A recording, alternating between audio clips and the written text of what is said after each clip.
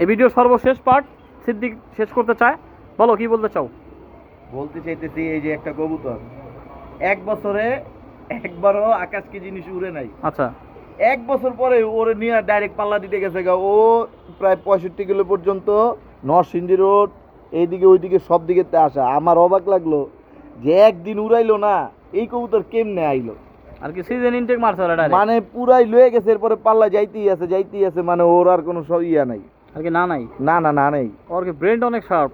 এটাই তো আমি বুঝতেছি, মানে অবাক লাগতেছে। মানে এটা কি কখনো সুন্দরী কাজ করা কবুতর, হ্যাঁ তাই না?